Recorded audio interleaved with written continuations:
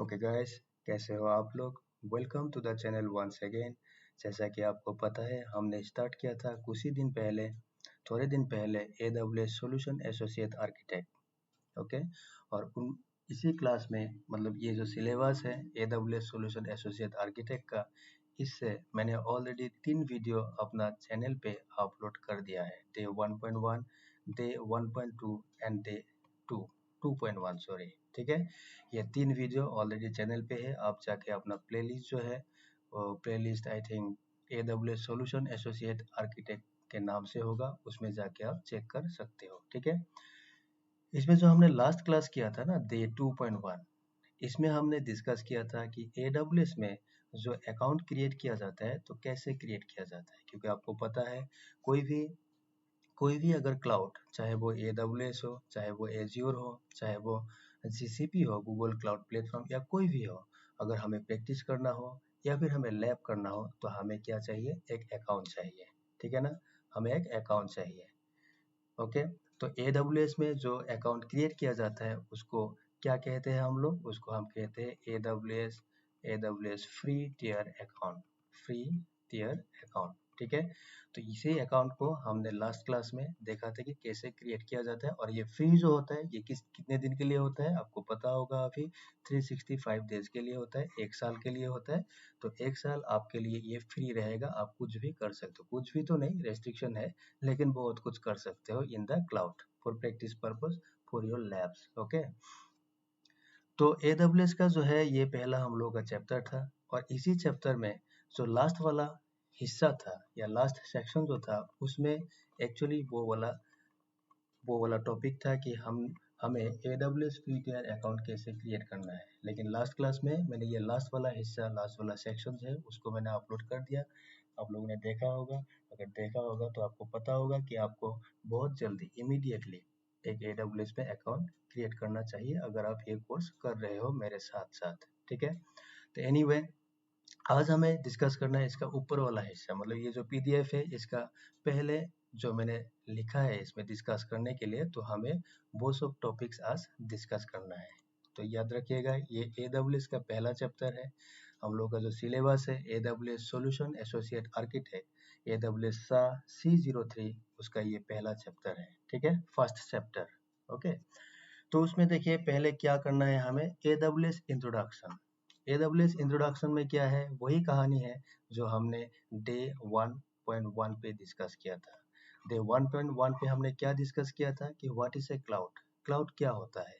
ठीक है, क्लाउड का क्या डेफिनेशन है, आपको याद होगा क्लाउड क्या होता है। क्लाउड क्या होता है, क्लाउड क्या होता है, याद है आपको, on demand IT delivery of resources and application, और जो भी है सॉफ्टवेयर वगैरह, हार्डवेयर सॉफ्टवेयर सब कुछ हो सकता है वाया इंटरनेट। ठीक है, लेकिन उसमें एक प्राइसिंग मॉडल होता है जिसको हम बोलते हैं pay as you go pricing model. ठीक है, मतलब जितना आपको यूज करना है, मतलब आप जितना यूज करेंगे उसी के बेसिस पे आपको बिल देना पड़ेगा। ठीक है ना, तो वही चीज है, क्योंकि AWS भी क्लाउड ही है, दैट मीन्स इसका डेफिनेशन क्या होगा, वही होगा। AWS वही प्रोवाइड करने वाला है, कुछ और तो करेगा नहीं। ठीक है ना, सो क्लाउड का डेफिनेशन था, वही चीज AWS में भी हमें मिल जाएगा। ठीक है, तो AWS देखो क्या करता है, AWS provides on demand delivery of IT resources, same thing, on demand delivery of IT resources via वही चीज है, इंटरनेट चाहिए इसको, on secured cloud service platform. लेकिन ये क्लाउड सर्विस प्लेटफॉर्म क्या है, मतलब AWS खुद एक क्लाउड सर्विस प्लेटफॉर्म है, because AWS is a cloud service provider. ठीक है, लेकिन वो क्या होता है, सिक्योर होता है। ठीक है, तो सिक्योर्ड प्लेटफॉर्म में हमें क्या करता है, सर्विसेज एक्सेस करने का मौका देता है, सेंसेस देता है, लेकिन हमको क्या चाहिए, उसको एक्सेस करने के लिए एक इंटरनेट की जरूरत है। ठीक है, it offers all the services like compute power, मतलब कंप्यूटिंग रिलेटेड आपको जो भी चाहिए सब कुछ मिल जाएगा। स्टोरेज चाहिए आपको मिल जाएगा, डाटाबेसेस चाहिए, कंटेंट डिलीवरी चाहिए, many more services including software, hardware. हालांकि हार्डवेयर जो है वो वर्चुअल होता है, क्योंकि हमको दिखाई नहीं देगा क्या हार्डवेयर हम ले रहे हैं। ठीक है, क्योंकि एवरीथिंग इज वर्चुअल, क्योंकि आपको पता है क्लाउड वर्चुअलाइजेशन के ऊपर ही चलता है। ठीक है, and other functionality to help organization और businesses to scale and grow. तो आपका ऑर्गेनाइजेशन, आपका कंपनी जो भी हो, जितना ग्रो करता है, उस ग्रो मतलब जितना ग्रोइंग होगा उसके बेसिस पे आपको अगर कुछ रिक्वायरमेंट और है और भी ज़्यादा कुछ चाहिए तो जो भी चाहिए वो सारा कुछ आपको AWS क्लाउड प्रोवाइड करता है, ठीक है। Using AWS means is like electricity from a power company instead of using your own generator। जैसा पावर कंपनी होता है जिन लोगों से मतलब जिससे हम लोग क्या करते हैं इलेक्ट्रिसिटी लेते हैं कि नहीं। अभी देखो आजकल प्रीपेड मीटर आ चुका है मार्केट में, तो हमने क्या करना है, हमने मीटर मतलब हमने इलेक्ट्रिसिटी यूज करना है, पावर यूज करना है, और जितना हम यूज करेंगे उतना ही हमको बिल पे करना है, किसको, पावर कंपनी को, ठीक है। लेकिन ऐसा नहीं है कि हमने खुद का जनरेटर खरीद के रख दिया अपने घर पे, पावर कंपनी को बोल दिया कि आपका पावर नहीं चाहिए, ऐसा हम नहीं करते हैं, ठीक है। तो हम लोग क्या करते हैं, रेंट पे, हम लोग रेंट रेंट या लीज पे पावर लेते हैं, तो वही होता है क्लाउड। तो क्लाउड में क्या होता है, जो भी सर्विसेज हम ले रहे हैं वो क्या होता है, रेंट पे होता है, हमको उसके बदले उनको पेमेंट करना पड़ता है, ठीक है। तो AWS भी वही है, it provides all the capacities what you need, जो भी आपको चाहिए वो सारा कैपेसिटी वो प्रोवाइड करेगा, एंड पे फॉर व्हाट यू यूज, और आप जितना यूज करते हो उसी के बेसिस पे उसको पे करना है, बट विद लो कॉस्ट, लेकिन उसका कॉस्ट भी क्या होगा, कम होगा। किसके कंपैरिजन में, अगर आप कंपेयर करेंगे जो ऑन प्रीमिसेस नेटवर्क होता है, ऑन प्रीमिसेस याद होगा आपको, ऑन प्रीमिसेस का मतलब क्या है, जिसको हम देख सकते हैं, फील कर सकते हैं, टच कर सकते हैं, ठीक है। जो हम लोगों का ऑन साइट डाटा सेंटर जो होता है, ऑन साइट, ठीक है, ऑन साइट जो डाटा सेंटर होता है वो होता है ऑन प्रीमिसेस नेटवर्क, या कोई भी नेटवर्क। आप अगर मान लीजिए एक कॉलेज में गए हो तो कॉलेज में आपको एक लैब दिखाई देगा, यूनिवर्सिटी गए हो एक लैब दिखाई देगा, है कि नहीं। आप रेलवे स्टेशन गए हो जहाँ आपको टिकट खरीदना है वहाँ भी आपको दिखाई देगा कि बहुत सारा यूजर्स बैठा है कंप्यूटर के सामने, है कि नहीं, प्रिंटर वगैरह ये सब कनेक्टेड है, तो वो सब क्या होता है, ऑन प्रीमिसेस नेटवर्क होता है, जिसको हम देख सकते हैं, ठीक है ना, हो गया। तो उसमें जितना खर्चा होता है उससे बहुत कम खर्चे में आपको AWS में सर्विसेज मिल जाएगा, ठीक है। अब ये बात आता है कि वही AWS क्यों लेना है, वो AWS क्योंकि मार्केट में और भी क्लाउड सर्विस प्रोवाइडर है। तो ऐसा नहीं है कि लोग सिर्फ AWS ही लेता है, लोग एज्योर भी प्रेफर करता है, लोग GCP भी ले रहा है, ठीक है, लोग आपका ओरेकल भी यूज करता है, IBM भी यूज करता है, ठीक है। लेकिन AWS जो है क्यों लेना चाहिए, क्या है उसमें, ठीक है, उसमें क्या है, AWS enables us sophisticated and scalable application. Sophisticated तो आपको पता ही होगा क्या होता है इसका मीनिंग, ठीक है। स्केलेबल एप्लीकेशन का मतलब होता है फ्लेक्सिबल एप्लीकेशंस, जो चाहिए आपको ले लो, आज आपको इस एप्लीकेशन की जरूरत है आप ले लो, कल नहीं चाहिए उसको छोड़ दो, सरेंडर कर दो, दूसरा चाहिए दूसरा ले लो। तो आपको जो मर्जी, आपका जो मर्जी जो करना है आप वही कर सकते हो इन द AWS क्लाउड, वो प्रोवाइड करता है, वो मना नहीं करता, रोकता नहीं है आपको, ठीक है। नेक्स्ट होता है applicable to diverse set of industries. इसका मतलब क्या है, अभी देखो वो क्लाउड है, AWS क्या है, एक क्लाउड सर्विस प्रोवाइडर है। अभी मान लीजिए नेटफ्लिक्स, मान लीजिए नेटफ्लिक्स, अभी देखो नेटफ्लिक्स जो है, सबको पता है नेटफ्लिक्स, आप लोगों को है कि नहीं, Netflix is completely running on AWS, वो AWS पे ही चल रहा है नेटफ्लिक्स। अभी देखो नेटफ्लिक्स को अगर AWS पे चलना है तो AWS से नेटफ्लिक्स को क्या चाहिए, हो सकता है स्टोरेज चाहिए, और जो भी चाहिए एप्लीकेशन सॉफ्टवेयर जो भी चाहिए, तो वो नेटफ्लिक्स के हिसाब से उनको मिलना चाहिए। दैट मीन्स क्या है, AWS as a cloud service provider is providing दो सर्विसेज टू नेटफ्लिक्स, नेटफ्लिक्स को दे रहा है।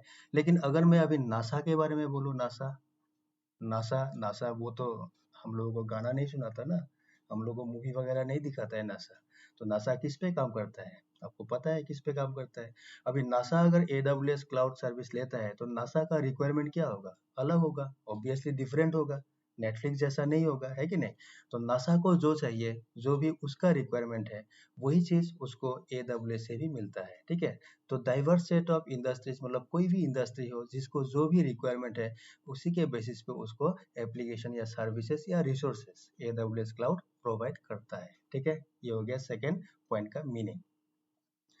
नेक्स्ट होता है परफॉर्मेंस। अभी देखो परफॉर्मेंस का क्या कहानी है, जो ऑन साइट हम लोग का डाटा सेंटर होता है ना, ऑन साइट जैसा ऑन प्रीमिसेस जो होता है, चलिए मैं इसमें ऑन साइट लिख देता हूँ, ठीक है, ऑन साइट DC। सो जो ऑन साइट डाटा सेंटर होता है उसमें मान लीजिए हमें एक सर्वर लॉन्च करना है, एक सर्वर लॉन्च करना है, दैट मीन्स मुझे पहले क्या करना है, हार्डवेयर खरीदना होगा। दैट मीन्स मुझे एक मशीन लेना है, ठीक है। ये मान लीजिए मैंने हार्डवेयर ले लिया, हो गया। अभी इसमें मैंने क्या कर दिया, सपोज मैंने रेड हैट लिनक्स डाल दिया, रेड हैट लिनक्स, ये ऑपरेटिंग सिस्टम मैंने डाल दिया इसमें, हो गया। अभी देखो इसमें वर्चुअलाइजेशन होता है वो अलग बात है, आप समझ लीजिए कि मैंने इसमें ऑपरेटिंग सिस्टम डाल दिया। अभी ये जो हार्डवेयर है, ये जो सर्वर है, इसमें क्या होगा, प्रोसेसर होगा, प्रोसेसर होगा कि नहीं, इसमें एक प्रोसेसर होगा, एक होगा, दो होगा, ज़्यादा भी हो सकता है, ठीक है। ये सब प्रोसेसर जो होता है ना, डाटा सेंटर वाला जो सर्वर होता है, ये जियोन क्लास होता है, इसको बोलते हैं Xeon, Xeon class processor, micro processor होता है, और इसका स्पीड जो है, परफॉर्मेंस बहुत ही फास्ट होता है, बहुत फास्ट होता है, ठीक है, समझ गए ना, बहुत ही फास्ट होता है। अभी देखो ऑन साइट में ये जियोन क्लास वाला प्रोसेसर मिलता है अपना हार्डवेयर पे, ठीक है। अभी अगर मैंने वही सर्वर, इसी सर्वर को, ये जो रेड हैट लिनक्स सर्वर जो है, मान लीजिए इसको मुझे क्लाउड पे डिप्लॉय करना है, क्लाउड, ये हो गया AWS क्लाउड, यहाँ मुझे डिप्लॉय करना है, तो यहाँ यहाँ भी मुझे हार्डवेयर लेना है, ठीक है। ये जो हार्डवेयर है यहाँ भी मुझे लेना है, लेकिन ये हार्डवेयर क्या होगा, वर्चुअल होगा, क्योंकि मुझे दिखाई नहीं देगा कि मेरा हार्ड डिस्क देखने में कैसा है, मेरा प्रोसेसर देखने में कैसा है, रैम कैसा है देखने में, मुझे कुछ भी दिखाई नहीं देगा, बिकॉज ऑल आर वर्चुअल। हालांकि ऑन साइट में जो आपका हार्डवेयर था, ये वाला जो हार्डवेयर था ऑन साइट में डाटा सेंटर में, ये खरीद के लाया आपने, हमने परचेज किया, तो इसका बॉक्स, इसका जो भी बॉक्स होगा, ठीक है, इसका जो डिब्बा होगा सर्वर का, काला है या गोरा है या सफेद है, जो भी कलर है, इसके अंदर क्या है हमको सब कुछ दिख जाएगा। लेकिन क्लाउड में जो सर्वर है उसका हार्डवेयर हमको नहीं दिखेगा, क्योंकि ऑल आर वर्चुअल कॉन्सेप्ट, ठीक है। तो ठीक है, इसमें मैंने हार्डवेयर ले लिया वर्चुअली, इसमें मैंने रेड हैट लिनक्स डाल दिया, ठीक है। अभी ये क्लाउड वाला जो मेरा सर्वर है, इसमें भी तो प्रोसेसर होगा, होगा कि नहीं। तो ये जो प्रोसेसर है ये भी जियोन क्लास ही होता है, जो हम लोगों का ऑनलाइन डाटा सेंटर में जो जियोन क्लास परफॉर्मेंस वाला माइक्रो प्रोसेसर यूज किया जाता है, सेम उसी तरह उसी क्लास का माइक्रो प्रोसेसर जो होता है, वो क्लाउड में जो हम सर्वर डिप्लॉय करते हैं उस मशीन में यूज किया जाता है बाई AWS, सो दैट ये परफॉर्मेंस जो है, परफॉर्मेंस में कॉम्प्रोमाइज हम लोगों को महसूस ना हो, ठीक है। हम लोगों को ऐसा फील ना हो कि ऑन साइट डाटा सेंटर में जो सर्वर है उसका स्पीड बहुत ज़्यादा है, लेकिन क्लाउड वाला सर्वर जो है इसका प्रोसेसिंग स्पीड थोड़ा कम है, ऐसा फील ना हो, ठीक है ना। तो जो ऑन साइट में होता है उसी तरह, बल्कि कभी कभार तो ऐसा होता है ऑन साइट डाटा सेंटर में जो हार्डवेयर होगा उसका जो प्रोसेसर होगा उससे भी फास्टर प्रोसेसर आपको क्लाउड में मिल जाएगा, ठीक है। तो ये होता है इस पॉइंट का मतलब परफॉर्मेंस, ओके। नेक्स्ट होता है डेप्लॉयमेंट स्पीड। देखो डेप्लॉयमेंट स्पीड का मतलब क्या है, सपोज आपने ऑन साइट डाटा सेंटर में, सपोज आपको सपोज 3 सर्वर आपको रेडी करना है, आपको बोला गया है, because you are a system administrator, आपको बोला गया है कि आपको 3 सर्वर रेडी करना है। एक मान लीजिए विंडोज सर्वर 2019, एक मान लीजिए रेड हैट लिनक्स सर्वर है, और एक मान लीजिए ऐसा ही कुछ और एक ऑपरेटिंग सिस्टम का सर्वर है, मतलब आपको 3 सर्वर रेडी करना है। अभी आप देखिए ये तीनों सर्वर जो है, मान लीजिए मैंने एक ही हार्डवेयर खरीदा, मतलब मशीन जो है मेरा एक ही, क्योंकि डाटा सेंटर में वर्चुअलाइजेशन होता है, ठीक है। इसमें मेरा हार्डवेयर एक ही है, मतलब एक ही मशीन मैंने खरीद के लाया है, परचेस मैंने एक ही किया है, मान लीजिए इसका कॉस्ट जो है 2 लाख रुपया का है, 2 लाख रुपीज, ये मैंने ले लिया। लेने के बाद अभी क्या करना है, इसी सर्वर पर मुझे वर्चुअलाइजेशन का कॉन्सेप्ट यूज करना है, वर्चुअलाइजेशन, उसके लिए क्या होता है, टाइप 1 वर्चुअलाइजेशन यूज होता है, सॉरी टाइप 1 हाइपरवाइजर, ठीक है। इसमें टाइप 1 हाइपरवाइजर यूज होगा। तो टाइप 1 हाइपरवाइजर यूज करने के बाद इसमें मुझे वर्चुअलाइजेशन करने का क्या होगा, मौका मिलेगा। दैट मीन्स मुझे मैं वर्चुअलाइज कर सकता हूँ, ठीक है। और ये वर्चुअलाइजेशन का कॉन्सेप्ट यूज करके मान लीजिए इसी हार्डवेयर डिवाइस जो है, ये जो हार्डवेयर मशीन है, इसमें मैंने 3 ऑपरेटिंग सिस्टम डाल दिया, एक हो गया मेरा लिनक्स रेड हैट वाला, ठीक है। एक मान लीजिए मैंने विंडोज सर्वर 2019 डाल दिया, एक मान लीजिए मैंने विंडोज सर्वर 2012 डाल दिया, ठीक है। ये तीनों ऑपरेटिंग सिस्टम जो है मैंने डाल दिया किस पे, इसी मशीन पे, ये 2 लाख रुपये वाला जो मशीन है, वर्चुअलाइज करके। लेकिन आप एक साथ तीनों ऑपरेटिंग सिस्टम इंस्टॉल नहीं कर सकते। तो पहले मान लीजिए आपने लिनक्स को इंस्टॉल किया, तो लिनक्स जब आप इंस्टॉल करेंगे, इट विल टेक टाइम ना, टाइम लेगा कि नहीं है। मान लीजिए इसने टाइम ले लिया 20 मिनट, कि 20 मिनट में आपका मशीन रेडी हो गया, Windows server 2019 it will also take time. मान लीजिए इसने 30 मिनट का टाइम ले लिया, ठीक है। सर्वर 2012 मान लीजिए ये भी 30 मिनट का टाइम ले लिया, तो टोटल कितना हो गया 30 30 60 70 80। दैट मीन्स टोटल आपको 80 मिनट चाहिए 3 सर्वर रेडी करने के लिए, ठीक है। अगर आपको 3 सर्वर रेडी करना है ऑन साइट डाटा सेंटर में तो आपको 80 मिनट्स की रिक्वायरमेंट है, ठीक है। 80 मिनट्स की रिक्वायरमेंट है ये तीनों सर्वर को अगर आपको रेडी करना है, ठीक है। उसके बाद उसका कॉन्फ़िगरेशन होगा वो अलग बात है, उसके लिए और भी टाइम चाहिए वो अलग बात है, ठीक है। लेकिन यही चीज़ अगर मुझे क्लाउड में करना है, मान लीजिए मुझे क्लाउड में 3 सर्वर चाहिए जो कि लॉजिकल होगा, जो कि वर्चुअल होगा, ठीक है। तो क्लाउड में मुझे 3 सर्वर चाहिए, एक लिनक्स का रेड हैट लिनक्स जो है, एक विंडोज सर्वर 2019 और एक हो गया विंडोज सर्वर 2012। ये 3 सर्वर मुझे क्लाउड में डिप्लॉय करना है और इसके लिए टाइमिंग क्या रहेगा आपका, ये 80 मिनट आपको नहीं चाहिए, ठीक है। क्या होगा क्लाउड में, ये सपोज आपका AWS क्लाउड हो गया, AWS क्लाउड, इसमें आपने वर्चुअली मशीन डाल दिया, वर्चुअली मशीन ले लिया, सपोज ये वाला मशीन। अभी कौन सा मशीन लेना है, कौन सा मशीन देगा वो तो हमको दिखाई नहीं देगा, है कि नहीं। हम लोगों को सिर्फ ऑपरेटिंग सिस्टम चूज करना है और डालना है, मतलब मशीन रेडी करना है। आप क्या कर सकते हो क्लाउड में, वही 3 ऑपरेटिंग सिस्टम, ठीक है, वही 3 ऑपरेटिंग सिस्टम एक साथ इंस्टॉल कर सकते हो, एक साथ आप काम कर सकते हो। मतलब मान लीजिए आपको रेड हैट लिनक्स का, आपको रेड हैट लिनक्स जो है उसके लिए आपको 3 सर्वर चाहिए, आप एक साथ 3 सर्वर रेडी कर सकते हो एक साथ, ठीक है। आपको विंडोज का मान लीजिए 5 सर्वर चाहिए एक साथ, तो एक साथ आप 5 सर्वर रेडी कर सकते हो। और उसके लिए टाइमिंग क्या होगा, सेम टाइमिंग। एक सर्वर में अगर मान लीजिए 5 मिनट चाहिए तो 3 सर्वर में कितना टाइम चाहिए, वही 5 मिनट। 5 मिनट में आपका 3 सर्वर 5 सर्वर 10 सर्वर रेडी हो जाएगा, ठीक है ना। तो इसका मतलब क्या हो गया, डिप्लॉयमेंट स्पीड। डिप्लॉयमेंट स्पीड मतलब ये जो हम सर्वर डिप्लॉय करते हैं उसका स्पीड जो है वो फास्ट हो गया।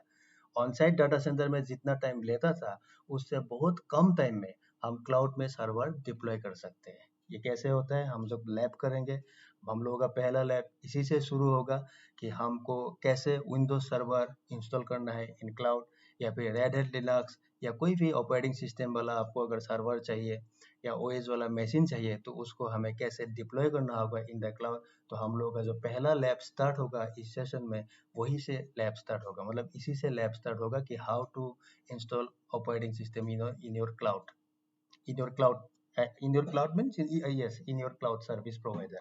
आपका जो भी क्लाउड सर्विस प्रोवाइडर होगा उसमें अगर आपको सर्वर डिप्लॉय करना है तो कैसे करना होगा, वही हम लोग का पहले लैब आने वाला है, ठीक है।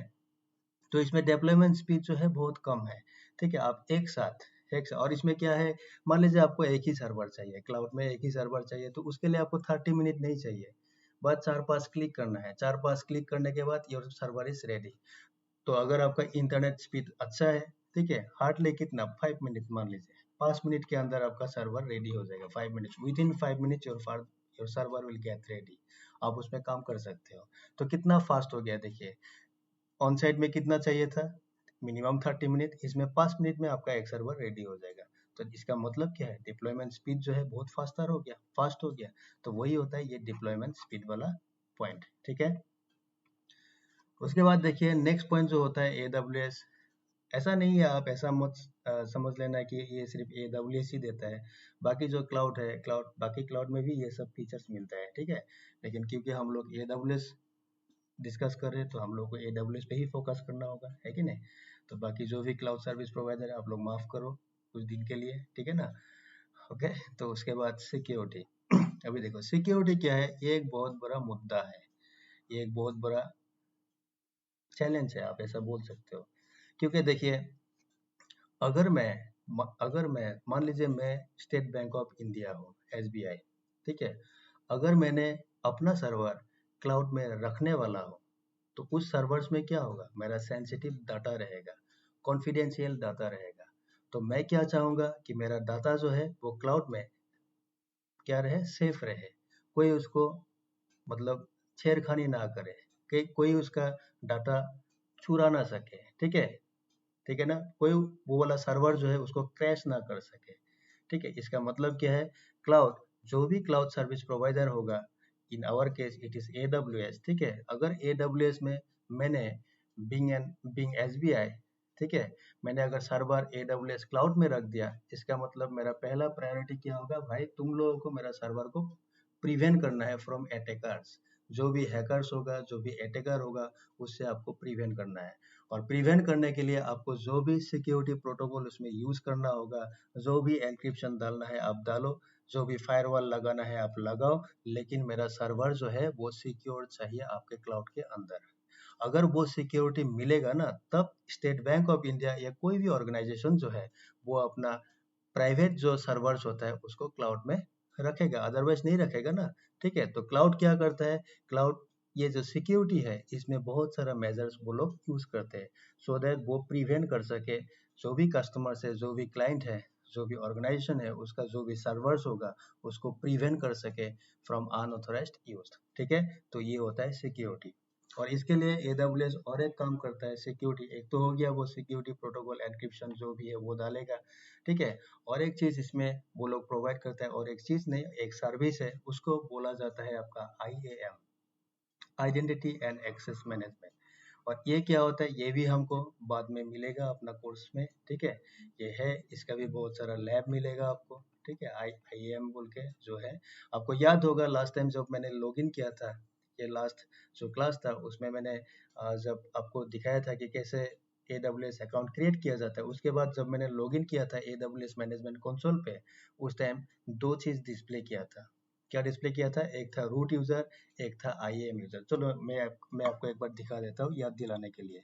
वो क्या है, क्योंकि मुझे अभी लॉगिन करना भी होगा, क्योंकि पीछे का जो हिस्सा है, नीचे का जो हिस्सा है ना, हिस्सा जो है नीचे का, उसको दिखाने के लिए मुझे लॉगिन करना भी है। तो मैं क्या करता हूँ, ब्राउजर ओपन करता हूँ। ओपन करने के बाद मुझे AWS मैनेजमेंट कंसोल में लॉगिन करना है, तो मैं यहाँ टाइप करूंगा AWS ये वाला मैनेजमेंट कंसोल। ठीक है, AWS मैनेजमेंट कंसोल पे जाइए आप। जाने के बाद ये देखो sign in to the console, इसमें क्लिक करना है। क्लिक करने के बाद आपको इसमें दो चीज दिखाई देंगे। अब क्या दिखाई देंगे, एक होगा रूट यूजर, एक होगा IAM users, identity and access management user. ठीक है, ये देखिए आप आया।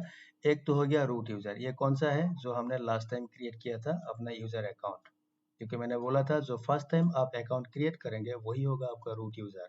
और ये देखो नीचे जो है IAM यूजर, तो ये जो है ये भी सिक्योरिटी पर्पस के लिए यूज किया जाता है। इसमें क्या होता है, रेस्ट्रिक्शन दिया जाता है। ठीक है, आप इसमें रेस्ट्रिक्शन लगा सकते हो। मान लीजिए मैंने एक यूजर क्रिएट किया, मैंने मतलब रूट ने, ये जो रूट है, रूट ने मान लीजिए एक अनूप नाम का एक यूजर क्रिएट कर दिया, और अनूप भी क्या करने वाला है, इसी AWS क्लाउड, क्योंकि हम लोग का ही है एम्प्लॉय, इसमें सर्वर वगैरह जो भी है उसका सर्विसेज या सर्वर वो यूज करेंगे। तो अनूप को मैं परमिशन दे सकता हूँ कि ये किस सर्वर में किस लेवल तक काम कर सकता है। ठीक है, क्या क्या कर सकता है, क्या वो क्या नहीं कर सकता है। ठीक है, ये परमिशंस में सेट कर सकता हूँ, परमिशंस में दे सकता हूँ, पॉलिसी लगा सकता हूँ, किसको यूज करके, ये IAM जो है ये सर्विस यूज करके मैं वो काम कर सकता हूँ। तो ये भी वन टाइप ऑफ सिक्योरिटी है जो कि AWS क्लाउड हमको प्रोवाइड करता है। ठीक है, हो गया। तो यहाँ तक आई होप आपका क्लियर हो चुका है। ठीक है, ये छोटा छोटा पॉइंट है, इतना अ, इतना नहीं है, क्योंकि धीरे धीरे हम लोग थोड़ा धीरे धीरे थोड़ा फास्ट टॉपिक में जाने वाला हो। ठीक है, तो ये सब बेसिक है, बेसिक्स। उसके बाद जो है AWS ग्लोबल इंफ्रास्ट्रक्चर, इसमें क्या है देखिए, ग्लोबल इंफ्रास्ट्रक्चर का मतलब क्या है। AWS जो है ना, AWS का नेटवर्क जो है सिर्फ इंडिया में नहीं है, ये कहाँ है, अक्रॉस द वर्ल्ड। ये जो हम लोग अब पृथ्वी है ना, वर्ल्ड जो है, हर जगह उनका नेटवर्क फैला हुआ है। मतलब ये जो AWS क्लाउड है, मान लीजिए ये क्लाउड का सिंबल हो गया ना, ये AWS क्लाउड, मतलब इसी AWS क्लाउड में कहीं पे इंडिया है, इंडिया में भी AWS क्लाउड आपको मिल जाएगा। कहीं पे मान लीजिए पाकिस्तान है, उसमें भी मिल जाएगा। कहीं पे मान लीजिए ओहियो है, उसमें भी मिल जाएगा। कहीं पे मान लीजिए UK है, उसमें भी है AWS। कहीं पे सिंगापुर है, ठीक है, उसमें भी AWS है। हर जगह AWS का नेटवर्क फैला हुआ है, और ये जो सारा हिस्सा है सबको एक साथ, ठीक है, ये जो सब जगह पे ये फैला हुआ है, ठीक है, इसको सबको एक साथ आप मिला के क्या बोल सकते हो, AWS ग्लोबल इंफ्रास्ट्रक्चर, उसी को बोला जाता है ग्लोबल इंफ्रास्ट्रक्चर। ठीक है, मतलब ग्लोबली, ग्लोबली वो है, सब जगह पे है। और वो जो स्ट्रक्चर है ना, वो मतलब वो जो स्ट्रक्चर है वो इंफ्रा हो गया ना, इंफ्रास्ट्रक्चर, ठीक है। तो ग्लोबल इंफ्रास्ट्रक्चर उसको बोला जाता है, ठीक है। और वही होता है AWS क्लाउड प्लेटफॉर्म। ये जो ग्लोबल इंफ्रास्ट्रक्चर है, ये जो ग्लोबली है, इसी को आप बोल सकते हो AWS क्लाउड प्लेटफॉर्म। मतलब आप कहीं भी कुछ भी कर सकते हो। मान लीजिए मैं यहाँ गुवाहाटी में हूँ, ठीक है। यहाँ मैं गुवाहाटी कहाँ हूँ, आसाम पे हूँ, आसाम में हूँ, आसाम, गुवाहाटी आसाम। अभी मुझे एक सर्वर लॉन्च करना है, कहाँ करना है? आप इंडिया में भी कर सकते हो। आप चाहते हो कि नहीं, मुझे इंडिया में नहीं रखना है अपना सर्वर, कहाँ रखूंगा मैं? सिंगापुर में रखो, रखो आप। गुवाहाटी से अपना सर्वर जो है आप सिंगापुर पे रख दो, ठीक है। सिंगापुर में नहीं रखना है, आप पाकिस्तान में रखना चाहते हो, रखो आप पाकिस्तान में रख दो, ठीक है ना। तो ये होता है ग्लोबल इंफ्रास्ट्रक्चर का फायदा, हो गया। और ये जो ग्लोबल इंफ्रास्ट्रक्चर है, इसमें हमें कुछ चीजें दिखाई देंगे, जिसमें से दो चीजों के बारे में मैंने लास्ट क्लास में बताया था, जब आईडी क्रिएट करके मैंने दिखाया था, ठीक है। और वो चीजें क्या है, वो या फिर आप कंपोनेंट कह सकते हो। तो वही है, देखो, AWS global infrastructure consist the following. क्या क्या होता है उसमें? उसमें AWS रीजन्स होता है, उसमें AWS अवेलेबिलिटी जोन्स होता है, जिसको हम AZ कहते हैं, AZ। आप याद रखना इस टर्म को, बाद में मैं AZ बोलूंगा, ठीक है। उसके बाद AWS डाटा सेंटर्स होता है, उसके बाद AWS एज लोकेशन होता है, या फिर उसको आप POP, पॉइंट ऑफ प्रेजेंस भी कह सकते हो, ठीक है। तो ये सब चीजें AWS क्लाउड या फिर AWS ग्लोबल इंफ्रास्ट्रक्चर के अंदर है, ठीक है। क्या है ये सब, अभी हम वो देखेंगे, ठीक है। तो ये जो ग्राफिकल एक व्यू दिया है मैंने, उसको आप पहले समझने की कोशिश कीजिए कि इसमें क्या दिखाया गया है। देखिए, ये हो गया AWS क्लाउड। इसमें देखिए, इसमें क्या है, रीजन है, ये रीजन हो गया, ठीक है। ये मान लीजिए, ये जो है ये हो गया एक रीजन। अगर मैं आपको एग्जांपल दूं, इंडिया में, इंडिया में इंडिया में AWS रीजन कहाँ पे है? मुंबई पे है, मुंबई, मुंबई, ठीक है। तो आप मान के चलिए, ये जो रीजन है, मान लीजिए ये क्या है, मेरा मुंबई है, मुंबई, मतलब ये हो गया रीजन, हो गया। ये रीजन जो है, रीजन्स के अंदर क्या होता है? एजी होता है, अवेलेबिलिटी जोन्स, ठीक है। ये देखिए, ये एक रीजन एक एजी के साथ कनेक्टेड है, मान लीजिए ये एजी हो गया, ठीक है, ये वाला एक एजी है। उसके बाद उसी रीजन पे और एक एजी कनेक्टेड है, ये सेकेंड एजी हो गया, एजी। उसके बाद उसी रीजन, वही जो मुंबई है, उसके साथ और एक एजी कनेक्टेड है, मान लीजिए ये वाला थर्ड एजी, ये कनेक्टेड है, तीन एजी हो गया, ठीक है। और मैंने आपको दिखाया था लास्ट टाइम कि मुंबई जो रीजन है, उसके अंदर तीन एजी, तीन जोन्स होता है। चलिए मैं फिर से आपको एक बार दिखा देता हूँ। मैंने क्या किया था, ये रूट यूजर, मैं इसमें लॉग इन करता हूँ। मेरा जो रूट अकाउंट था ये था पालो अल्टो आइनोलेस, मैं इसको सिलेक्ट करता हूँ, नेक्स्ट मारिए आप। उसके बाद आपको रूट यूजर का जो भी पासवर्ड है, पासवर्ड डालना पड़ेगा, आप पासवर्ड डाल दो, मैं डाल देता हूँ पासवर्ड। उसके बाद मेरा क्लाउड पे लॉगिन हो जाएगा। अभी मैं आपको दिखाता हूँ, मुंबई रीजन सिलेक्ट करने के बाद उसके अंदर कितना रीजन्स है, सॉरी एजी कितना है। मुंबई तो रीजन हो गया ना, तो मुंबई रीजन के अंदर कितना एजी है, मैं वो दिखाता हूँ आपको। आने वाला है, अभी लॉगिन हो गया मेरा, ठीक है। अभी AWS कंसोल से मैंने लॉगिन किया। अभी मैं AWS क्लाउड के अंदर कुछ भी कर सकता हूँ, किसी भी रीजन में, जो भी रीजन इसमें अवेलेबल है उसमें मैं कुछ भी कर सकता हूँ। कुछ भी का मतलब फ्री अकाउंट के साथ जो भी अलाउड है, ठीक है। मेरा फ्री अकाउंट है, तो फ्री अकाउंट यूज करके मैं जो भी करना चाहता हूँ वो मैं कर सकता हूँ, ठीक है। तो ये देखिए, लेफ्ट साइड में ये वाला जो है, मैंने लास्ट क्लास में बताया था, ये जो लेफ्ट, ये आई नॉलेज होम क्या है, ये हो गया तुम आपका रूट यूजर का आईडी हो गया, यही है रूट यूजर, ठीक है। और ये जो मुंबई दिखा रहा है, that means this is the region, ये हो गया रीजन आपका, ठीक है।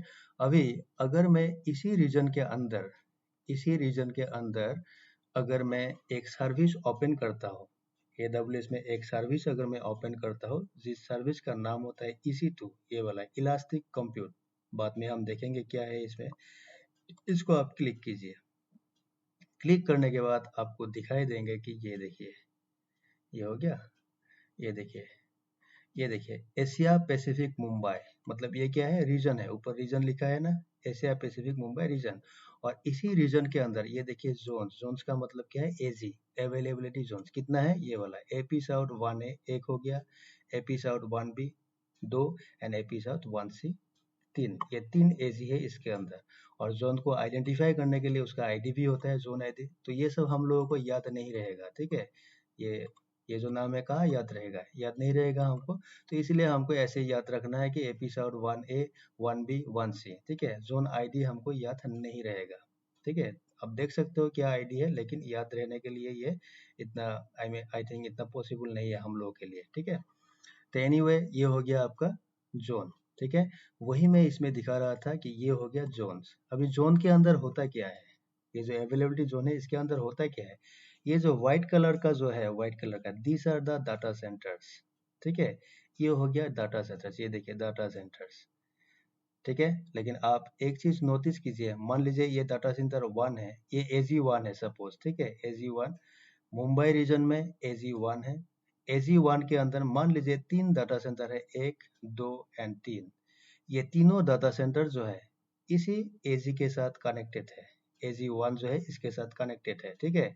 लेकिन तीनों डाटा सेंटर के बीच में कनेक्टिविटी होता नहीं है। इसका मतलब क्या है, this data centres are isolated from each other, एक दूसरे से वो अलग है। आई बात समझ में, एक दूसरे से अलग है। ऐसा क्यों किया जाता है, मान लीजिए ये 1 नंबर वाला जो डाटा सेंटर है ये सपोज कोलकाता पे है, कोलकाता हो गया। 2 नंबर वाला जो डाटा सेंटर है ये मान लीजिए दिल्ली में बनाया AWS ने। उसके बाद 3 नंबर वाला जो डाटा सेंटर है मान लीजिए ये आसाम में बनाया, आसाम, ठीक है। और ये तीनों के बीच में no communication, I mean no connectivity, connectivity नहीं है। क्यों नहीं है, मान लीजिए कल को अगर असम में आर्थक्वेक आया, आर्थक्वेक, ठीक है, आर्थक्वेक आ गया। आर्थक्वेक आने के बाद ये असम वाला जो डाटा सेंटर है ये किसी कारण मान लीजिए जहाँ पे भी बनाया था ये डिस्ट्रॉय हो गया, मान लीजिए डिस्ट्रॉय। तो अगर ये डिस्ट्रॉय हो गया तो ये तो गया ना डाटा सेंटर। तो अगर वो कनेक्टेड होगा तो हो सकता है ये जब डिस्ट्रॉय होगा उसका इम्पैक्ट दिल्ली में भी आए, उसका इम्पैक्ट जो है कोलकाता में भी आ जाए। तो इसीलिए इसको क्या करता है, सेपरेट करता है, आइसोलेटेड करता है कि अगर किसी एक डाटा सेंटर में कुछ हो गया, सुनामी आ गया, अर्थक्वेक आ गया, कुछ भी हो गया तो वो गया, लेकिन बाकी का जो डाटा सेंटर है उसमें इम्पैक्ट नहीं पड़ना चाहिए। वो जैसा रहेगा, जैसा था वैसा ही रहेगा, ठीक है। तो इसीलिए ऐसे उसको डिजाइन किया जाता है, ठीक है।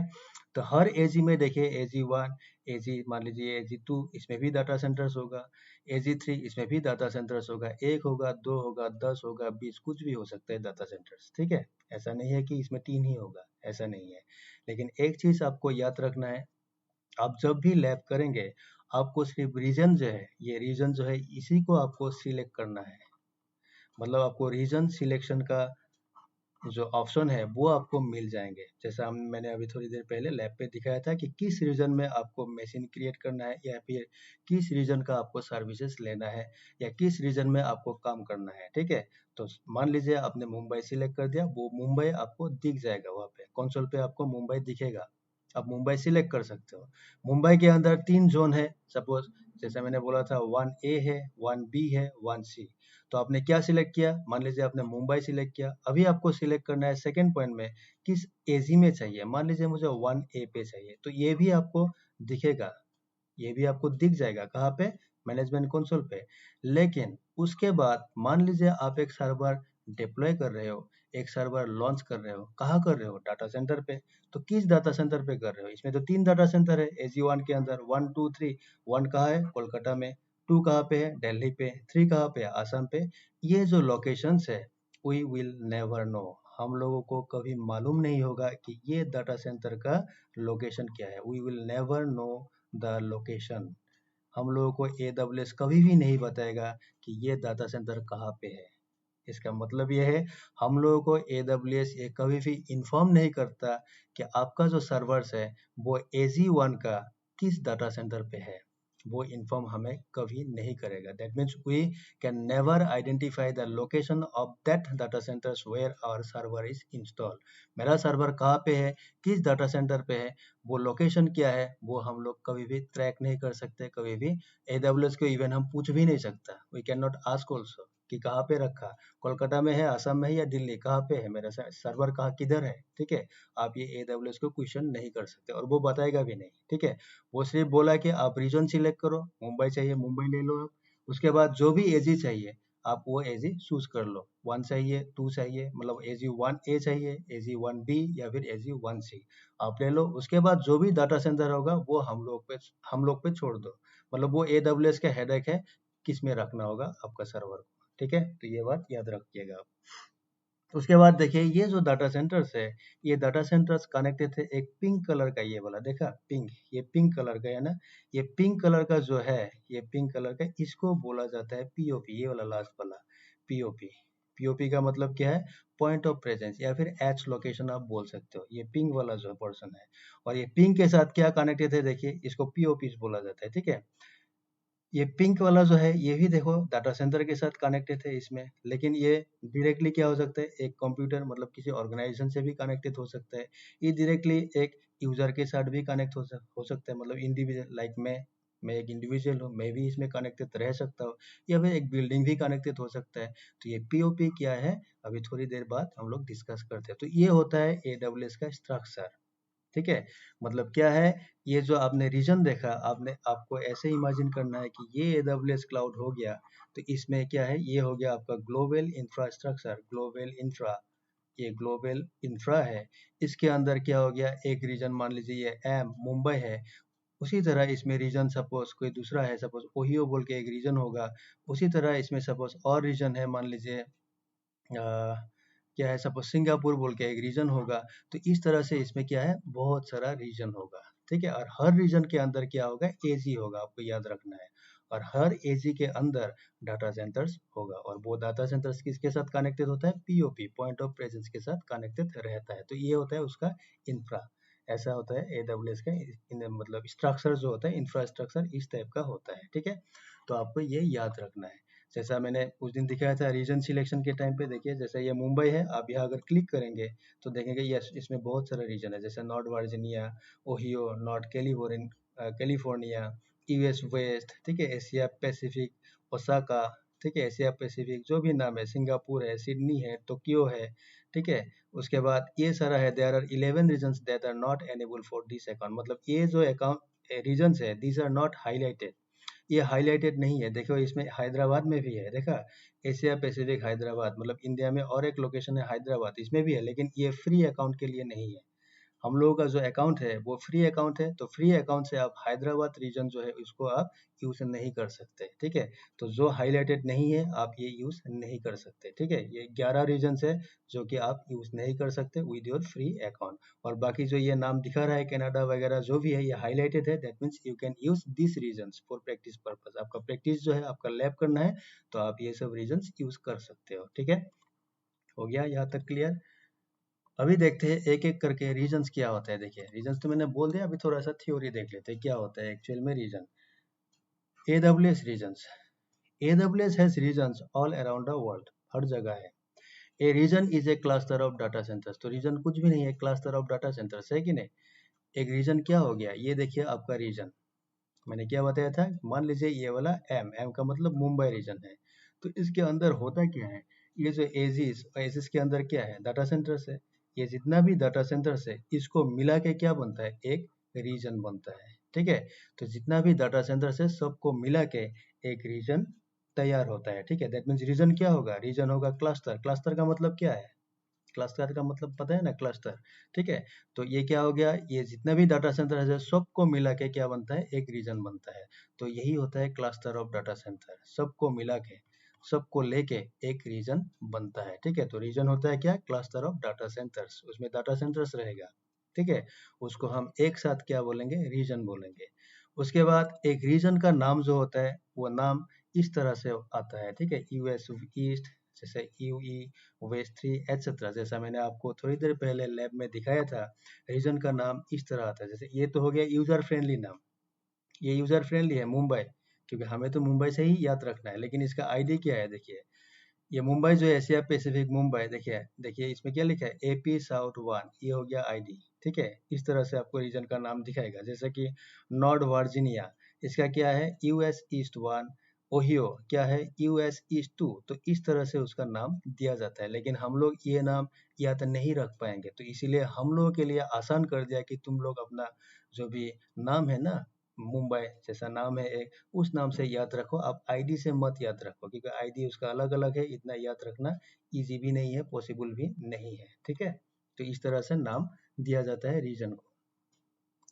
उसके बाद most AWS services are region scoped, मतलब जितना भी AWS सर्विसेज है वो रीजन स्कोप होता है। रीजन स्कोप का मतलब क्या होता है? If I use a service in a region, that same service I can use in another region also. It will be like a new time of using the service. That means क्या है, अगर मैंने एक reason पे एक service use किया, इसका मतलब ये नहीं है कि वो सेम सर्विस मैं किसी और एक रीजन में यूज नहीं कर सकता। ऐसा नहीं होता है।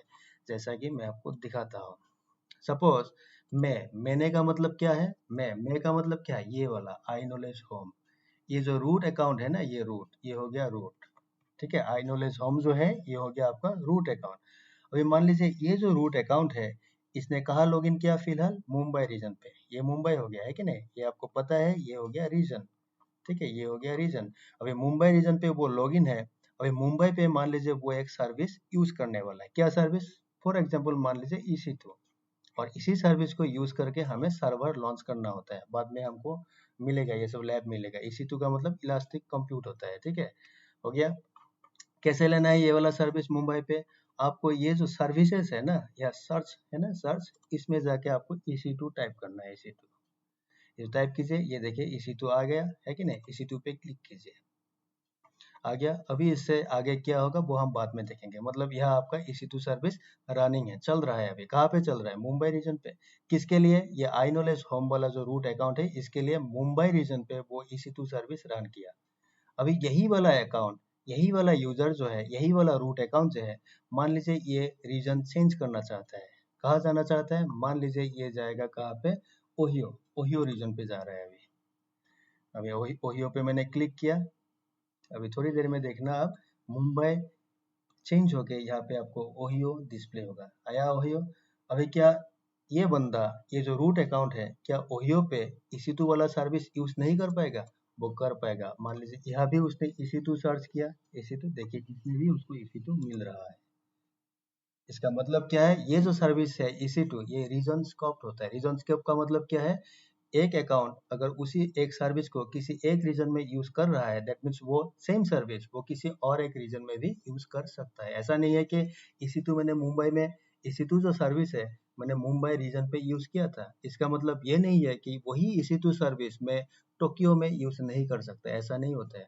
हर सर्विस हर जगह अवेलेबल होता है एक ही अकाउंट के लिए। लेकिन हाँ, कुछ सर्विसेज है जो ऐसा नहीं होता है। ठीक है, लेकिन most of the services are like this.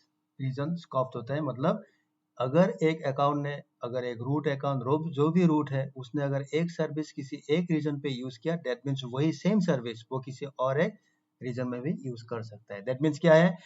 मैंने अभी कुछ देर पहले क्या बोला था कि ये जो EC2 वाला सर्विस है, EC2 को यूज करके हम लोग क्या करते हैं? सर्वर लॉन्च करते हैं। Server launch in AWS cloud. मतलब क्या है? अगर आई नॉलेज होम ने ओहियो रीजन पे EC2 को यूज करके, यहाँ मान लीजिए उसने 2 सर्वर लॉन्च किया, 2 सर्वर, तो ये 2 सर्वर कहाँ पे है उसका? आई नॉलेज होम का कहाँ पे हो गया? ओहियो रीजन पे हो गया।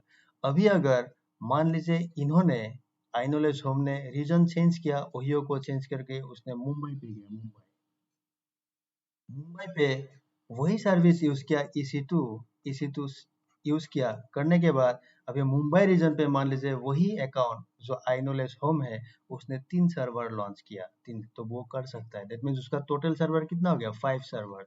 उसका 5 सर्वर्स हो गया, क्योंकि 2 सर्वर्स ओहियो रीजन में है और बाकी 3 सर्वर्स का है मुंबई पे है। तो ऐसा हो सकता है, ऐसा आप कर सकते हो। ठीक है, हो गया ये कहानी। इस कहानी का मतलब यही है कहानी इसका। ठीक है, अभी देखिए, how do we choose an AWS region. अगर आपको रीजन चूज करना है तो क्या मतलब क्या फैक्टर होता है? किसको देख के, मतलब ऐसा क्या होता है, क्या कहानी है, क्या फैक्टर्स है, क्या रीजन है जिसके बेसिस पे आप ये जो रीजन है इसको आप सिलेक्ट करते हो? ठीक है, पहला रीजन जो है वो क्या होता है? Compliance means sometimes Govt wants the data to be local to the country that you are deploying the application. For example, data in India may have to stay in India only, then application should be deployed in India. अभी देखो, इसका मतलब ये है, suppose मैं जहाँ काम करता हूँ, मेरा जो कंपनी है वो इंडिया में है, गवर्नमेंट हो सकता है, कुछ भी, मान लीजिए एक कंपनी है वो इंडिया का है, इंडिया का। ठीक है। और हो सकता है ये कंपनी क्या कर रहा है, गवर्नमेंट ऑफ इंडिया पे काम कर रहा है, गवर्नमेंट ऑफ इंडिया। ठीक है। अभी गवर्नमेंट ऑफ इंडिया क्या चाहता है कि हम लोगों का जो डाटा है वो डाटा हमारे ही देश पे रहे। हमारा जो कंट्री है, हम लोग का जो देश है इंडिया, भारत, भारत में ही हम लोगों का डाटा रह जाए। किसी और मुल्क में, किसी और देश में हम अपना डाटा रखना नहीं चाहते। डाटा रखने का मतलब क्या है, हम लोग अपना सर्वर जो है, एप्लीकेशन जो भी है, हम किसी और देश में नहीं रखना चाहते। हम अपना ही देश जो है भारत, इंडिया, उसमें मैं रखना चाहता हूँ। ठीक है। तो ऐसा सिचुएशन में क्या होगा, हो सकता है ये कंपनी जिसने गवर्नमेंट ऑफ इंडिया का प्रोजेक्ट ले रखा है फॉर क्लाउड, और उन्होंने AWS क्लाउड लेके रखा है, तो ये वाला कंपनी जब गवर्नमेंट ऑफ इंडिया का काम करेगा इन द क्लाउड, तो क्लाउड में तो बहुत सारा रीजन है। तो इंडिया में कौन सा रीजन है, जैसा मुंबई हो गया, मुंबई, हो सकता है इसी रीजन में उसका पूरा सर्वर्स डाल दे, या फिर और एक रीजन है हैदराबाद। ठीक है। या फिर हैदराबाद में भी डाल सकता है, क्योंकि दोनों रीजन जो है इंडिया में है।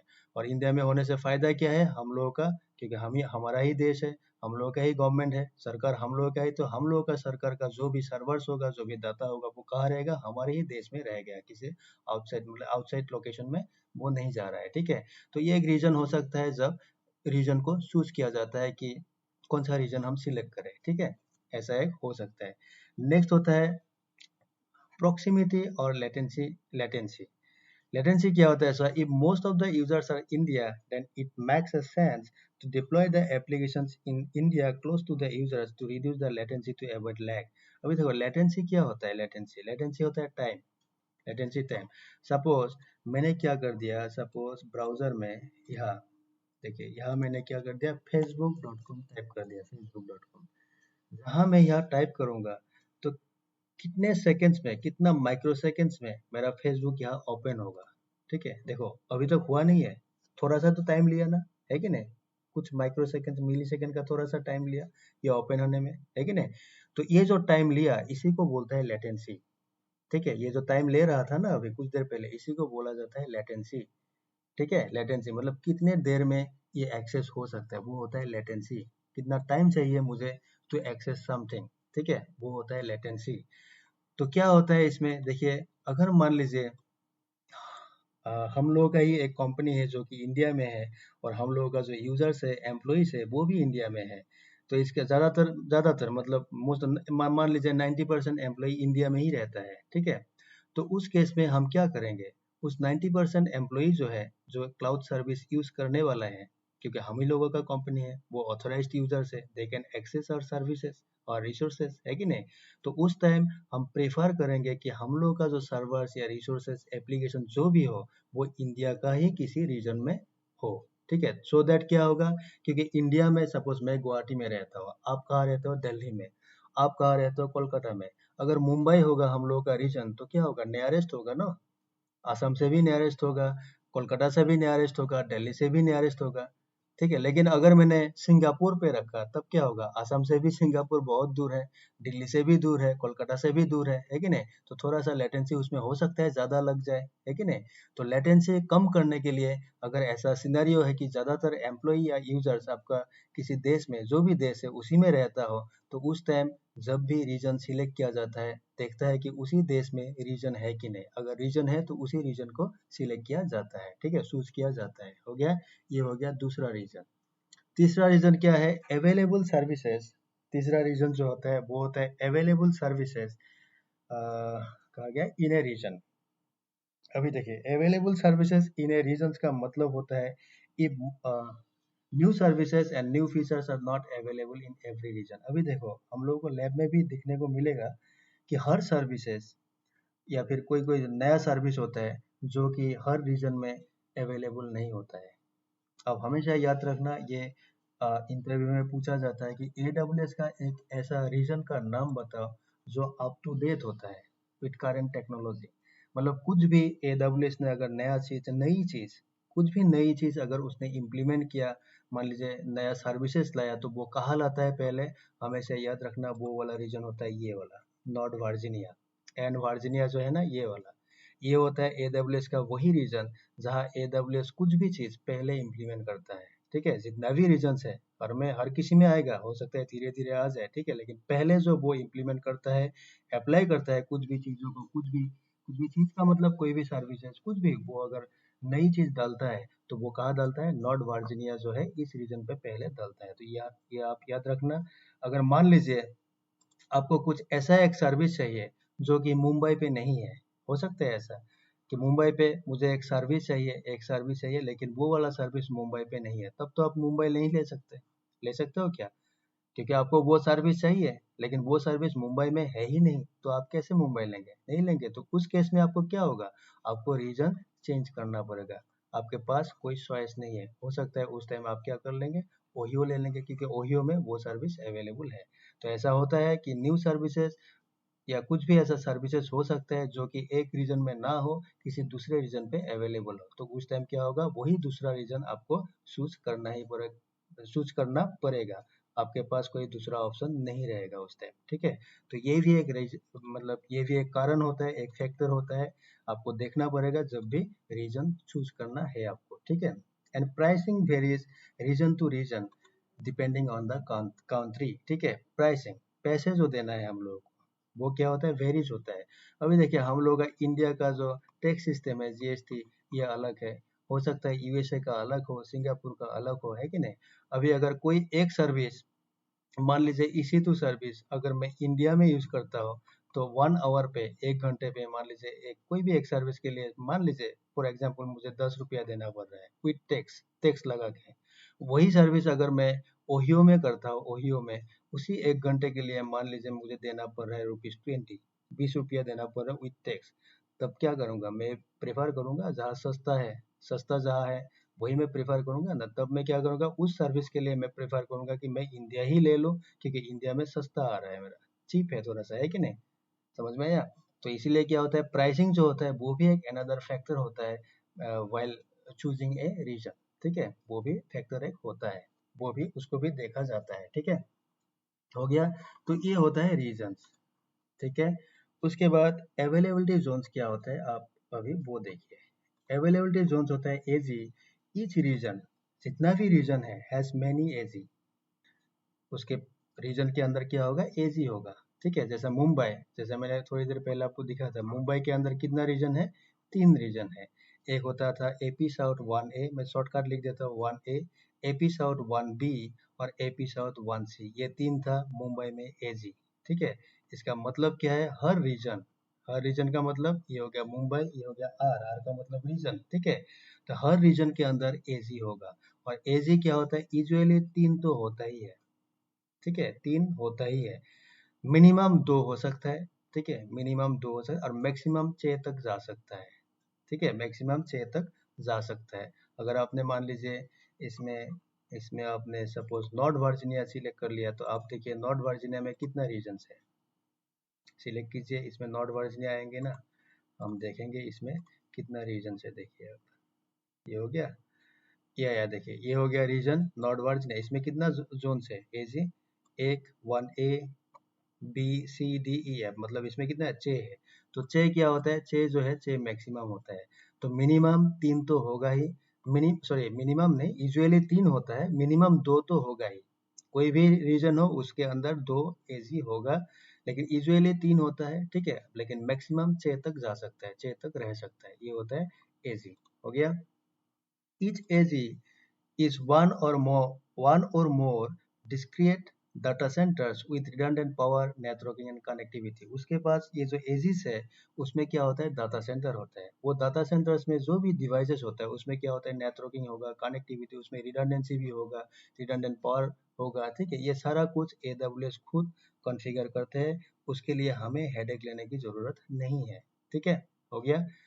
तो वो सब क्या होता है, एजी के अंदर डाटा सेंटर्स होगा, जैसा मैंने पहले दिखाया था, वो जो हमने ग्राफिक्स देखा था, है कि नहीं, मैप टाइप का, उसमें मैंने दिखाया था कि एजी के अंदर 3 डाटा सेंटर था, या तीन तीन के जगह 10 भी हो सकता है। तो हर डाटा सेंटर्स में क्या होगा, डिवाइसेस होगा, और ऑफ कोर्स डिवाइस होगा ना, है कि नहीं? डिवाइस होगा का मतलब क्या है, उसमें पावर होगा, उसमें नेटवर्किंग होगा, उसमें कनेक्टिविटी होगा।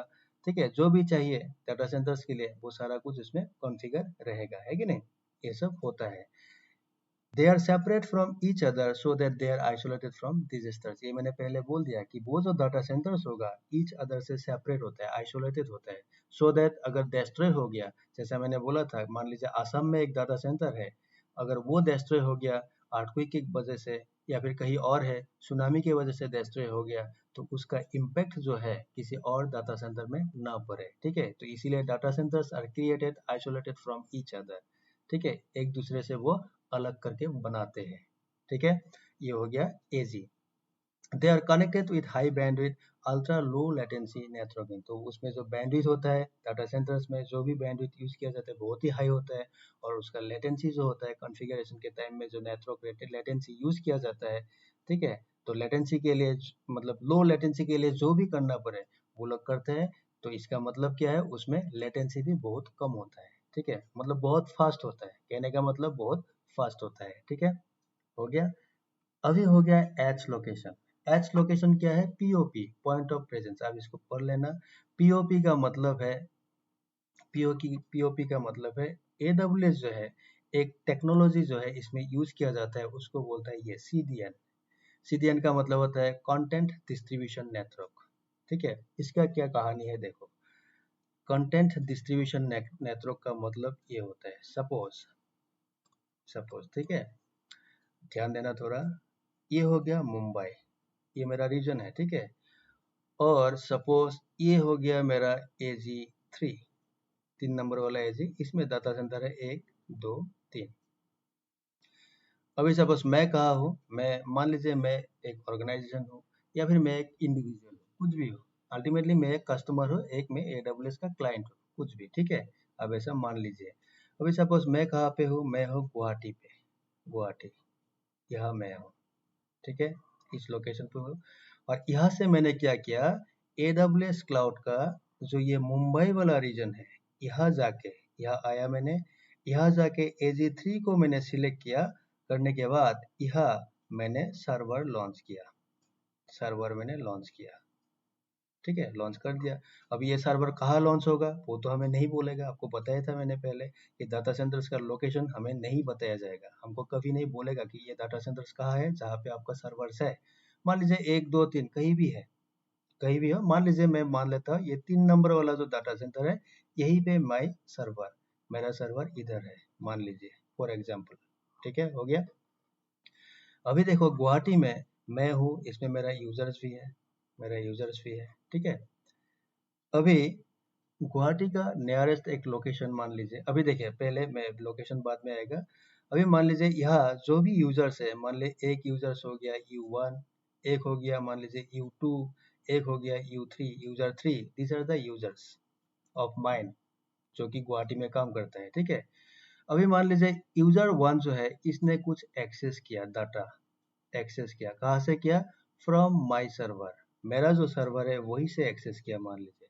तब क्या होगा, ये वाया गुवाहाटी से, बीच में कौन होगा, बीच में तो इंटरनेट होगा ना, इंटरनेट, इंटरनेट को यूज किया, इंटरनेट को यूज करके उसने ऐसा गया, रीजन मुंबई आया, फिर मुंबई से AG1 AG3 होके इस डाटा सेंटर 3 पे जाएगा। जाने के बाद उसका माई सर्वर मिलेगा और यही से उसका डाटा क्या होगा, रिटर्न आएगा, आएगा कि नहीं, जो भी उसने एक्सेस किया, ऐसे यहाँ से उसका डाटा ऐसे ओके इसके पास रिटर्न आएगा, किसके पास, यूजर 1 के पास आया। ठीक है, आ गया, हो गया। अभी नेक्स्ट टाइम भी जो जब ये काम करेगा उसी टाइम वही वही सेम कहानी होगा, यूजर 2 के साथ भी एक ही कहानी होगा, यूजर 3 के साथ भी एक ही कहानी होगा। अभी मान लीजिए गुवाहाटी जो है, ठीक है, गुवाहाटी और मुंबई, इसके बीच में एक लोकेशन आता है, एक लोकेशन आता है सपोज बोंगाईगांव। ये एक लोकेशन होता है बोंगाईगांव, एक लोकेशन होता है। ठीक है, AWS क्या करता है, छोटा छोटा, ठीक है, स्मॉल डाटा सेंटर क्रिएट करता है। ठीक है, और ये छोटा छोटा आप जो पिंक कलर का देख रहे हो ना, POP POP POP POP, this are nothing but data centers, this are nothing but small data centers. ये भी डाटा सेंटर्स ही होता है, दिस ही स्मॉल डाटा सेंटर्स। और इसको यूज किया जाता है टू कैच, ठीक है, टू कैच डाटा, डाटा जो है उसको कैच करने के लिए। ठीक है, जो भी डाटा एक्सेस किया था उसको क्या करता है, इस ये जो छोटा छोटा डाटा सेंटर है इसमें कैच करके रखते हैं। क्यों रखते हैं, मान लीजिए ये यूजर 1 जो है कल गुवाहाटी से किसी काम से, गुवाहाटी से उसको भेजा गया कहाँ, बोंगाईगांव। ये यूजर 1 इधर आया, यूजर 1 इधर आया बोंगाईगांव पे। ठीक है, आया बोंगाईगांव पे। अभी मान लीजिए ये वाला जो पीओपी है, ये वाला पीओपी, सपोज इसको एडब्ल्यूएस ने बोंगाईगांव पे ही बनाया था। ये वाला एक डाटा सेंटर है, इसको उसने बोंगाईगांव पे बनाया है, ठीक है। अभी ये यूजर वन बोंगाईगांव पे आया और उसको क्या करना है, माई सर्वर जो है उसको एक्सेस करना है, माई सर्वर उसको एक्सेस करना है, ठीक है। अभी जब ये माई सर्वर एक्सेस करेंगे तो क्या वो यहाँ से फिर इंटरनेट होके ऐसे आएगा, रीजन पे जाएगा, फिर AG3 होके ऐसे जाएगा? नहीं जाएगा। उस टाइम क्या होगा, जब ये यूजर एक्सेस करेगा ना माई सर्वर को, तो AWS मतलब बहुत ही स्मार्ट है, बहुत टैलेंटेड नेटवर्क है, ठीक है। वो क्या करेगा, वो देखेगा कि ये बंदा फिलहाल बंगाईगांव पे है, इसने पहले एक्सेस किया था सर्वर को, और उसने जो भी एक्सेस किया था, उसका जो भी यूजर्स पासवर्ड वगैरह जो भी है, डाटा वगैरह जो भी है, उसको ये वाला जो पीओपी है, पीओपी डाटा सेंटर जो जिसको हमने बंगाईगांव में सेटअप किया था, इसमें कैच किया हुआ है। सपोज केस्ट इसमें किया हुआ है, मतलब इसमें रिकॉर्ड उसका है, उसका रिकॉर्ड उसमें स्टोर है। तब क्या करेगा, जब भी ये यूजर वन एक्सेस करेगा माई सर्वर को, तो AWS कहाँ से इसको रेस्पॉन्ड करेगा, यही वाला पीओपी जो है यहाँ से उसको डाटा मिल जाएगा, यहाँ से, क्योंकि इसमें स्टोर है, उसने लास्ट टाइम जो भी किया था इसमें स्टोर है, इसमें सेव है, कैच किया हुआ है, तो यही से उसको मिल जाएगा। तब क्या होगा, लेटेंसी कमेगा कि नहीं, लेटेंसी और कम हो जाएगा। क्यों, क्योंकि अभी यूजर वन को वही माई सर्वर का जो भी डाटा उसको एक्सेस करना था, जो पहले कर चुका था, अगर उसी सर्वर को उसको फिर से एक्सेस करना है, उसको दोबारा फिर वही रीजन मुंबई जाके फिर AG3 होके डाटा सेंटर 3 में जाने की जरूरत नहीं है। उसको कहाँ से मिल रहा है जवाब, उसको जवाब कहाँ से मिल रहा है, यूजर वन जिस लोकेशन पे है उसी के नियरेस्ट किसी लोकेशन पे, अगर एच लोकेशन है, मतलब पीओपी है, पॉइंट ऑफ प्रेजेंस, जो स्मॉल डाटा सेंटर है, अगर वो अवेलेबल है, उसी से उसको जवाब मिल रहा है, उसी से उसको डाटा या फिर एक्सेस मिल रहा है, सब कुछ उसी से मिल रहा है, क्योंकि उसमें स्टोर किया हुआ था जो उसने पहले काम किया था, ठीक है। तो यही होता है पीओपी, इसी को बोलता है कंटेंट डिलीवरी नेटवर्क, मतलब जो भी कंटेंट था वो कंटेंट उसमें स्टोर है, जब यूजर वन ने एक्सेस किया तो उसको डिलीवर कर दिया कि यही आपने लास्ट टाइम किया था, हम लोगों के पास है, तो आपको ऐसे घूम के मुंबई जाके फिर एजी वेजी होके डाटा सेंटर 3 में जाने की जरूरत नहीं है। आपका जो नियरेस्ट लोकेशन है उसी पे एक स्मॉल सा डाटा सेंटर है हम लोगों का, उसमें आपका जो भी डाटा आपने प्रीवियसली एक्सेस किया था वो सारा कुछ स्टोर है, यही से आप ले लो, तो लेटेंसी और फास्ट हो गया, ठीक है। तो यही होता है पीओपी, पॉइंट ऑफ प्रेजेंस का काम यही होता है, ठीक है। तो उम्मीद है समझ में आया होगा आपको, ठीक है। तो ये तीन चीजें होता है, एक होता है रीजन, एक होता है एजी, और एजी के अंदर डाटा सेंटर्स होता है, और होता है पीओपी, पॉइंट ऑफ प्रेजेंस, ठीक है। तो पॉइंट ऑफ प्रेजेंस क्या होता है याद रखिएगा, तो AWS, और ये जो लोकेशन है ना पीओपी का, ये भी लोकेशन हम लोगों को नहीं बताएगा कि कहाँ कहाँ उसने पीओपी बनाया हुआ है। तो पीओपी क्या है, POP is nothing but data centres, small data centres, जिसको क्या करते हैं, उसमें CDN टेक्नोलॉजी यूज होता है। उसमें क्या करता है, जो भी यूजर्स ने एक्सेस किया, जो भी उसका क्रेडेंशियल्स है, प्रीवियसली जब एक्सेस किया था, तो उसको क्या करता है, वो कैच करके रखता है, सो दैट वो यूजर अगर किसी लोकेशन पे गया, अगर उसको फिर से वही उसका सर्वर, वही चीजें उसको एक्सेस करना है, तो क्या होगा, वो घूम के वो मुंबई नहीं जाएगा, तो उसको देखेगा कि ये जिस लोकेशन पे है, इसके नियरेस्ट पे मेरा एक पीओपी है, मतलब स्मॉल डाटा सेंटर है, और उसमें सारा कुछ स्टोर है, उसने जो भी किया था, चलिए फिर यही से उसको क्या करना है, यही से उसको डाटा एक्सेस दिलवा दो, यही से उसको दे दो जो भी चाहिए, ठीक है। तब क्या होगा, और फास्ट होगा। तो ये होता है पीओपी, पॉइंट ऑफ प्रेजेंस, ठीक है। तो यही है AWS का कहानी, रीजन, एजी एंड आपका पीओपी एंड डाटा सेंटर्स। तो ये होता है एच लोकेशन, ठीक है। उसके बाद AWS में आपको बहुत सारा सर्विसेज मिलेगा, कोर सर्विसेज भी है, तो कोर सर्विसेज बहुत है। उसमें सर्विसेज को दो कैटेगरी में डिवाइड किया है AWS ने, एक होता है ग्लोबल सर्विस और एक होता है रीजन स्कोप सर्विस, ठीक है। ग्लोबल सर्विस जैसा आइडेंटिटी एंड एक्सेस मैनेजमेंट, राउट 53, जो AWS क्लाउड में जब आप DNS करेंगे, DNS को राउट 53 कहा जाता है, हम देखेंगे बाद में। क्लाउड फ्रंट, WAF, तो इस तरह से कुछ सर्विसेज है जिसको बोला जाता है ग्लोबल सर्विस। और रीजन स्कोप सर्विस का मतलब जैसे Amazon EC2, इलास्टिक बीनस्टॉक होता है, लैम्डा होता है, ठीक है, रिकॉग्निशन, इस टाइप का कुछ सर्विसेज होता है जो कि रीजन स्कोप होता है। अभी देखो ग्लोबल और रीजन स्कोप का मतलब क्या होता है, मैं आपको अभी वो दिखाता हूँ, ये हम बाद में देखेंगे, लेकिन फिलहाल मैं आपको दिखाता हूँ। सपोज मैं क्या करता हूँ, नॉर्थ वर्जीनिया में हूँ, यहाँ मुझे EC2 सर्विस है, देखो रीजन स्कोप में क्या था, EC2 था ना, ये देखो रीजन स्कोप में क्या है, EC2 सर्विस एक है। तो मैं क्या करता हूँ, नॉर्थ वर्जीनिया रीजन में मैं यहाँ टाइप करता हूँ EC2। तो मुझे EC2 सर्विस यहाँ मिल रहा है कि नहीं, I can use this service. कहाँ, नॉर्थ वर्जीनिया। कौन, I knowledge home, this is the root user. अभी यही यूजर चाहता है कि मुझे यही वाला सर्विस EC2 कहाँ चाहिए, मुंबई में चाहिए, तो वो रीजन चेंज कर देगा। ठीक है, ये मुंबई गया, मुंबई को सिलेक्ट किया, मुंबई गया। अभी मुंबई में भी उसको क्या चाहिए, EC2 चाहिए, EC2। देखिए इसमें भी आपको EC2, इसने अगर क्लिक किया तो उसको क्या करेगा, क्या मिलेगा, EC2 सर्विस इसमें भी उसको अवेलेबल हो जाएगा। तो ये सब क्या होता है, ये सब रीजन का मतलब हर रीजन में आपको ये सब सर्विसेज मिलेंगे। मतलब जो सर्विस एवरी रीजन में अवेलेबल है उसी को बोला जाता है region scope service. Region scope याद रखिएगा, ये रीजन स्कोप। ठीक है, रीजन स्कोप सर्विस का मतलब है जो service, the service that is available in every region. ठीक है, जो सर्विस हर रीजन में अवेलेबल है उसी को बोला जाता है रीजन स्कोप सर्विस। ठीक है, लेकिन ग्लोबल सर्विस क्या होता है, इस टाइप का नहीं होता है। ग्लोबल क्या होता है, फॉर एग्जांपल जैसा मैं आपको बोलूँ कि S3 बहुत ही कमाल की चीज़ है, S3। ठीक है, सिंपल स्टोरेज बोलते हैं इसको, हम लोग देखेंगे बाद में जब लैब करेंगे, क्योंकि AWS में स्टोरेज होता है कि नहीं, स्टोरेज जो होता है EBS storage, S3 storage, EFS storage. ठीक है, ऐसा बहुत सारे, ग्लेशियर होता है।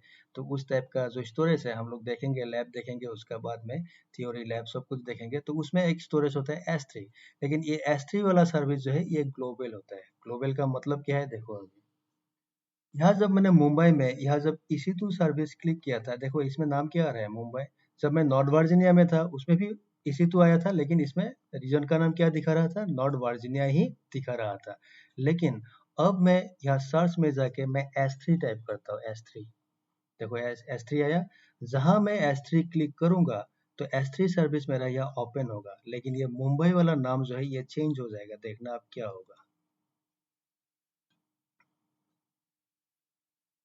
ये देखो क्या हो रहा है, क्या हो रहा है, देखा क्या आया इसमें, ग्लोबल आया, ग्लोबल।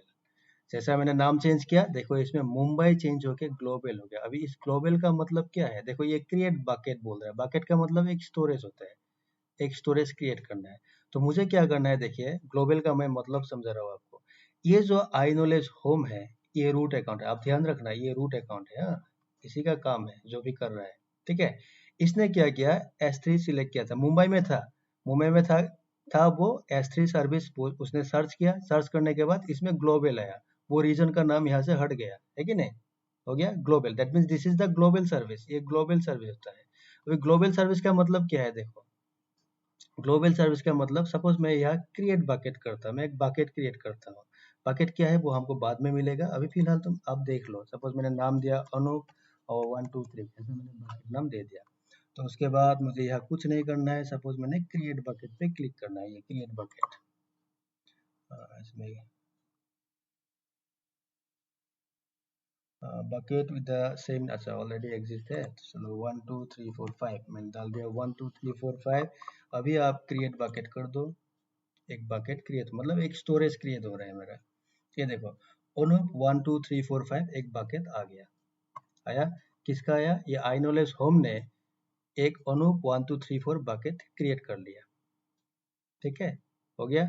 अभी ये वाला बकेट कहाँ है उसका, क्या मुंबई रीजन पे है, इसका लोकेशन क्या है, मुंबई है। देखो इसने कहाँ पे बनाया, अनूप 1 2 3 4, ये बकेट कहाँ क्रिएट हुआ, Asia Pacific Mumbai, Mumbai region में उसने बनाया था, लेकिन दिखा क्या रहा है, ग्लोबल। अभी ग्लोबल का मतलब क्या है, देखिए अभी मान लीजिए अनूप ने अपना अपना ये जो है ये जो है इसको चेंज किया। सपोज मैं यहाँ EC2 करता हूँ, देखना इसमें मुंबई आएगा, आया। अभी मैं नॉर्थ वर्जीनिया में जाता हूँ, नॉर्थ वर्जीनिया। ठीक है, आया मैं नॉर्थ वर्जीनिया, वही अकाउंट आई नॉलेज होम। अभी उसने नॉर्थ वर्जीनिया में जाके S3 सर्च किया, S3 ये एक सर्विस सर्च किया, S3।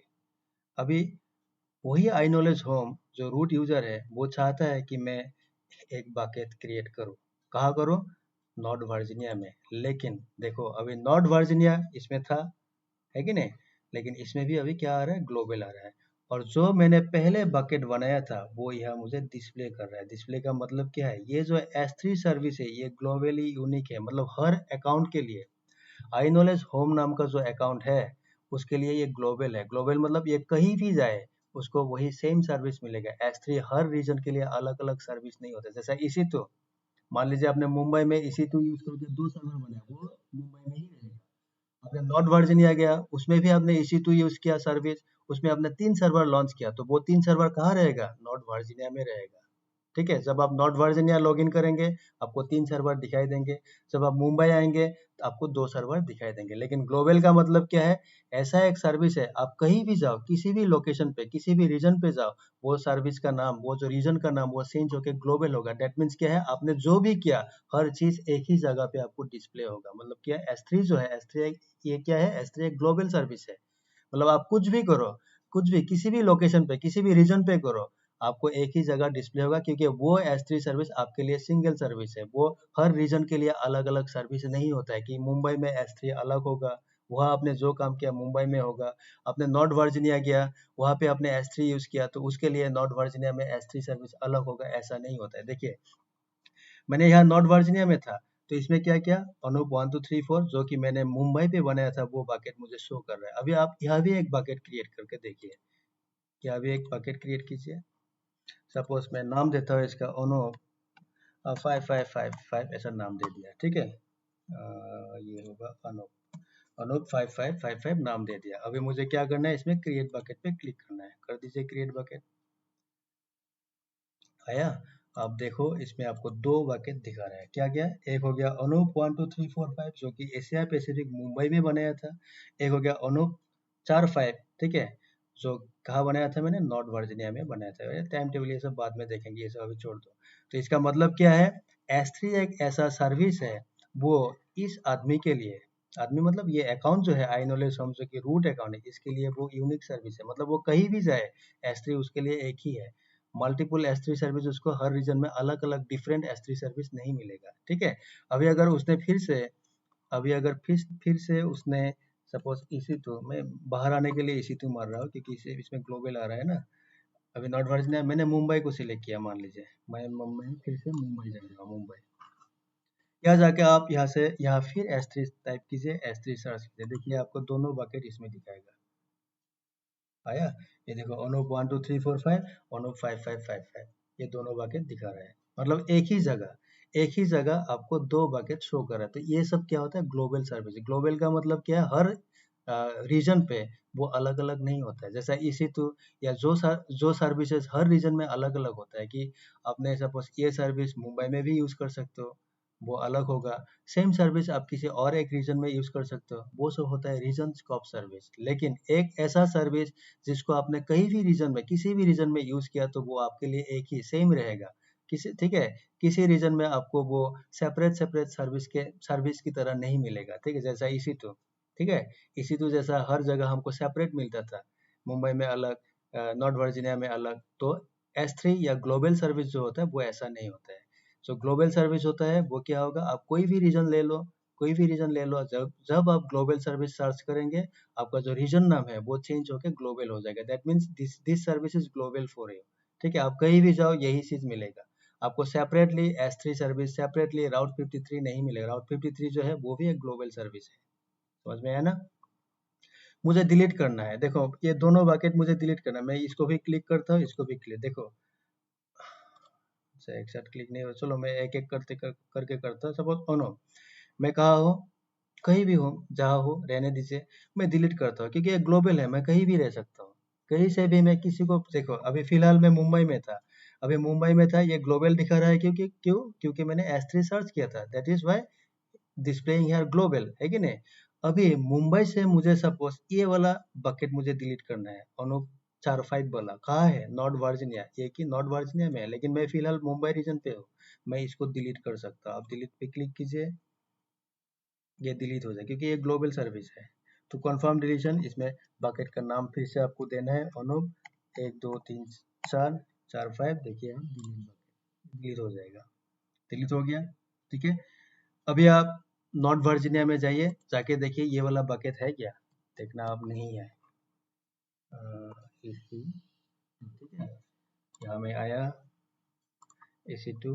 अभी मुझे नॉर्थ वर्जीनिया जाना है, वहाँ S3 मुझे सर्च करना है। नॉर्थ वर्जीनिया पे आया मैं, ठीक है।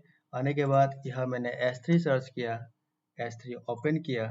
अभी क्या मुझे वो अनूप 4 5 वाला बकेट मिलेगा? देखो नहीं है। मतलब ग्लोबल, आप कहीं से भी कुछ भी कर सकते हो। आप एक रीजन में है, उसी रीजन से आप किस किस रीजन में क्या क्या किया था सब कुछ उसमें डिलीट कर सकते हो, ऐड कर सकते हो, कुछ भी कर सकते हो एक ही रीजन से। ठीक है। ये S3 वाला सर्विस ऐसा है, उसी को बोलता है ग्लोबल। मतलब आप एक रीजन में हो, लेकिन आपका सपोज बकेट या स्टोरेज मल्टीपल रीजन में है, तो आप एक रीजन में जाओ, उसमें S3 वाला सर्विस सर्च करो, उसको ओपन करो, ले लो।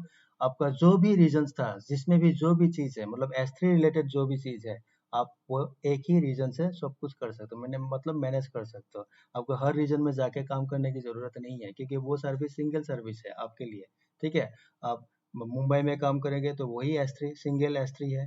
आप अगर नॉर्थ वर्जीनिया गया तो वही S3 सिंगल S3, वो आपको सेपरेट S3 सर्विस नहीं मिलेगा। अभी सपोज मैं कहा था नॉर्थ वर्जीनिया में था, मैं क्या करता हूँ, मुंबई वाला बकेट यहीं से डिलीट कर देता हूँ। कर दीजिए, क्लिक कीजिए, डिलीट कर दीजिए। ये मुंबई में है, लेकिन मैं कहा हूँ, मैं नॉर्थ वर्जीनिया में हूँ। तो इसमें बोल रहे थे confirm deletion, enter the name of the bucket. Bucket का नाम फिर से डालो, कौन सा बकेट आपको डिलीट करना है। 1 2 3 4 5 मुझे डिलीट करना था। डिलीट बकेट कर दीजिए, देखिए बकेट डिलीट हो जाएगा। ठीक है, क्रिएट बकेट।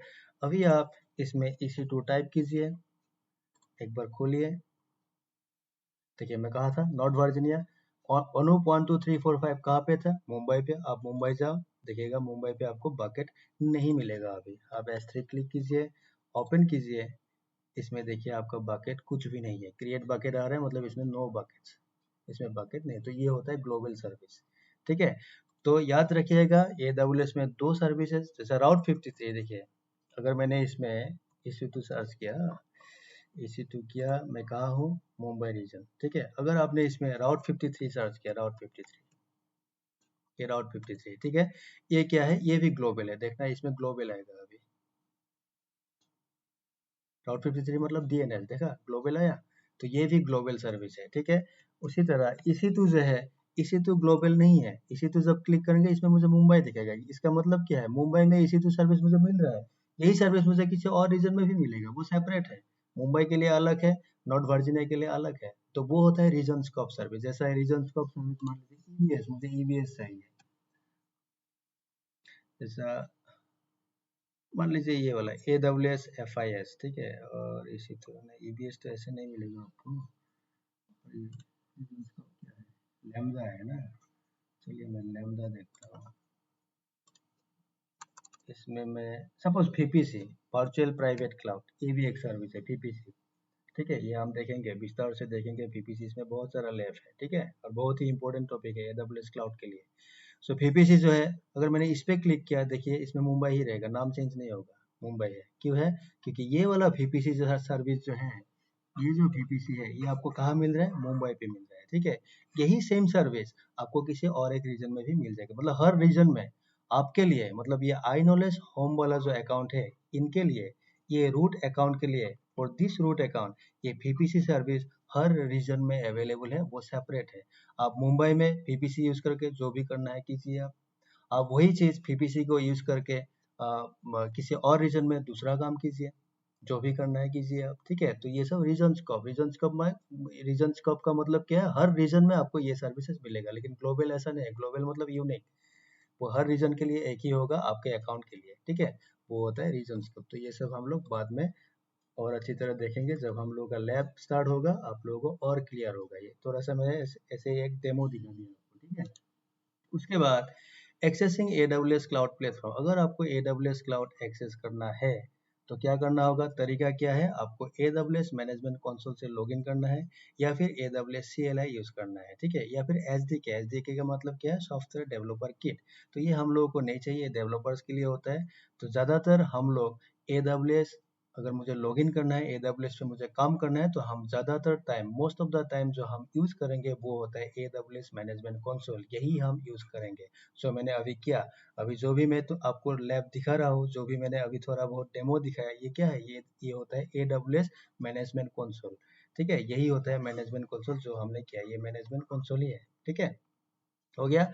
और हम लैब में देखेंगे इसको CLI से कैसे, कमांड लाइन इंटरफेस से कैसे एक्सेस किया जाता है AWS को, CLI यूज करके कैसे आप काम करेंगे AWS क्लाउड में, वो भी हम देखेंगे। लेकिन सबसे अच्छा क्या होता है? सबसे अच्छा होता है मैनेजमेंट कंसोल, क्योंकि पूरा ग्राफिकल है, सारा ग्राफिकल होता है, ग्राफिकल में काम करने में मज़ा भी आता है, ठीक है।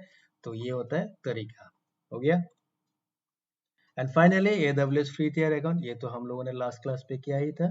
तो यही तक था इस पीडीएफ का मकसद, ठीक है। तो इस पीडीएफ में मैंने जो भी डिस्कस किया वो होता है कि AWS होता क्या है, why we should choose AWS। उसके बाद AWS ग्लोबल इंफ्रास्ट्रक्चर क्या होता है वो हमने देखा, उसमें रीजन होता है, अवेलेबिलिटी जोन्स होता है, डाटा सेंटर्स एंड पीओपी होता है, ठीक है।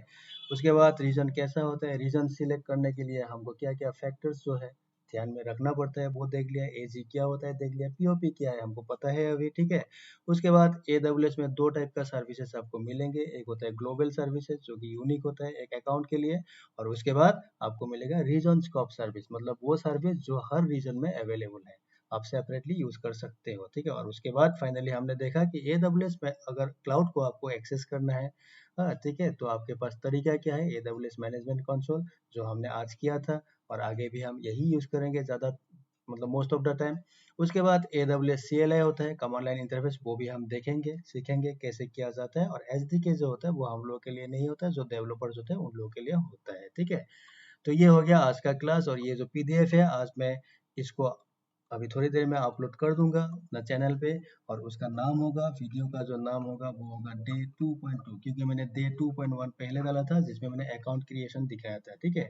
तो ये हो गया डे 2.2, और इसी डे 2.2 वीडियो में आपको ये वाला जो पीडीएफ है इसको डाउनलोड करने का लिंक भी मिल जाएगा। अगर आपको पीडीएफ चाहिए तो डाउनलोड कर लीजिएगा, और देखिए पीडीएफ रहना जरूरी है, पीडीएफ रखना चाहिए।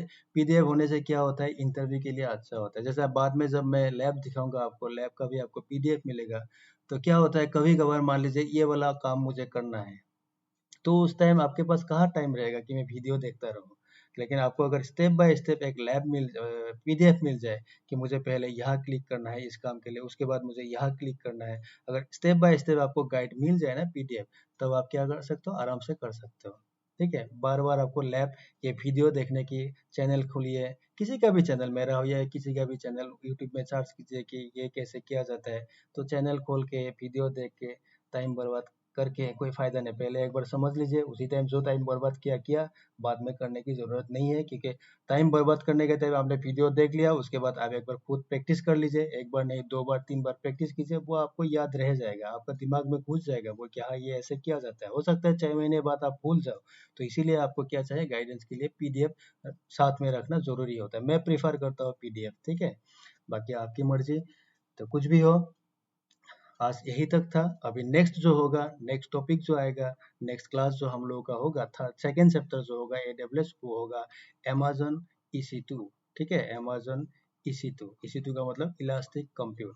ये जो EC2 है इस पे थोड़ा सा थ्योरी है, ये थ्योरी करने के बाद हम लोगों का नेक्स्ट स्टार्ट हो जाएगा लैब स्टार्ट हो जाएगा, ठीक है। तो EC2 क्या है, इलास्टिक कंप्यूट मतलब वर्चुअल मशीन जो होता है AWS में क्या होता है, वर्चुअल मशीन उसका क्या कहानी है, ठीक है। वर्चुअल मशीन में क्या स्टोरेज लगाया जाता है, उसको परचेस कैसे किया जाता है, ठीक है। ये सारा EC2 किस किस टाइप का होता है, ठीक है। आपको जब मान लीजिए एक EC2 लेना है, सपोज मुझे विंडोज सर्वर 2019 इंस्टॉल करना है क्लाउड के अंदर, तब मुझे एक EC2, एक इलास्टिक कंप्यूट सर्विस, ये तो सर्विस हो गया ना EC2, इसको यूज करके मुझे एक वर्चुअल मशीन क्रिएट करना है VM, और इस VM को क्या बोलता है, VM को बोलता है EC2 इंस्टेंस, ठीक है। ये कंफ्यूज नहीं होना है आपको, ठीक है। EC2 जो है वो एक सर्विस है, elastic compute, and using this service we can deploy or we can launch our virtual machine, and these virtual machines are known as EC2 instance, EC2 instance कहा जाता है इन AWS क्लाउड। तो ये सब क्या होता है, ये होगा हम लोगों का नेक्स्ट टॉपिक, ठीक है। तो गाइस आज के लिए इतना ही था। अगर अच्छा लगा तो प्लीज यार लाइक कर देना, शेयर कर देना दोस्तों के बीच में, ठीक है। थोड़ा सा कमेंट, अगर हो सके तो लाइक या डिसलाइक जो भी हो यार, आपके मन में जो भी हो, लाइक करने से कर दीजिए, वो मेरे लिए क्या होता है, थोड़ा सा अच्छा रहता है, थोड़ा सा मोटिवेशन मिलता है, ठीक है। अगर डिसलाइक किया, या अगर किसी ने बोल दिया कि भाई ये ठीक नहीं है, तो आप थोड़ा सा लिख दीजिए उसमें कमेंट टाइप से, क्योंकि क्योंकि क्या है, गलती तो इंसान से होता ही है कि नहीं, लेकिन उसको सुधारना जरूरी होता है कि नहीं। तो सुधारे कैसे, लोगों को पिन करना होगा ना, पिन आउट करना होगा, लोगों को उंगली दिखाना होगा कि इस इसमें आपने आपने गलत कर दिया, गलती हो गया, ठीक है ना।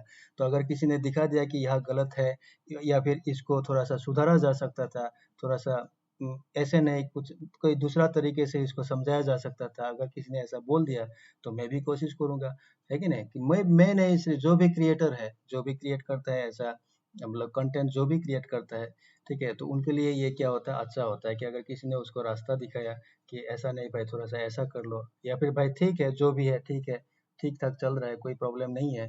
तो ऐसा करने से क्या होता है, जो क्रिएटर है उसको थोड़ा-सा मोटिवेशन मिलता है ना? ठीक है? तो भाई आज के लिए इतना ही है। Thank you so much for watching, keep watching and keep healthy and good night भाई। रात बहुत हो गया, 2:17। आज के लिए यही यहीं तक रुक जाते हैं, ठीक है? कल या परसों जल्दी मिलते हैं अपना नेक्स्ट वीडियो लेके, नेक्स्ट चैप्टर लेके। Till then bye bye.